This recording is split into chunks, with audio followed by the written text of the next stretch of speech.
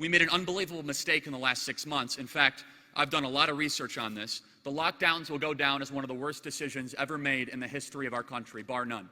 The lockdowns, they are... The lockdowns, we need to say it so it'll never happen again.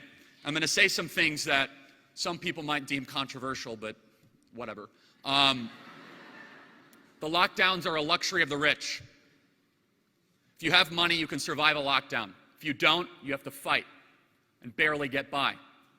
Every metric we have for a declining society is up. Every metric. Because of these lockdowns, 150 million more people worldwide will go into extreme poverty. 150 million people worldwide, because we decided to shut off global supply chains, shut off the movement of people, goods, and services.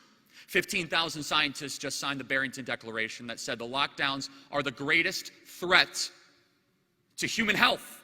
They say it's all about safety and health. The lockdowns are hurting people. These are not victimless crimes. We tried to kill a mouse with a missile, and we did not adapt as we moved on. The more we saw the data come in, the more we locked down our country. All it did is delay the inevitable and also harm our young people. 1 out of 4 of young people contemplated suicide in our country the last 90 days. 1 out of 4. Antidepressant medication is up 600% in our country. 600%. I can go through the numbers.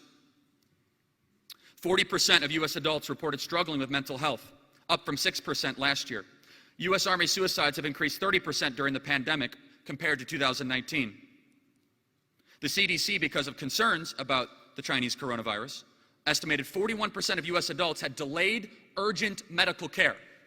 They didn't want to go to the hospital. They thought they were going to get hurt. How about small businesses? Yelp, which all of you have used, say that 60% of their restaurants on their app will never reopen.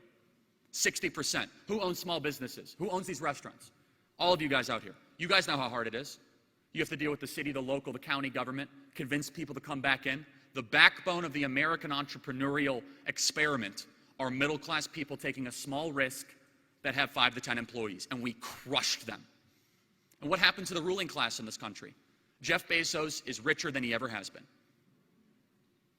The wealthy and the rich, God bless them, most of which have been able to survive this quite well.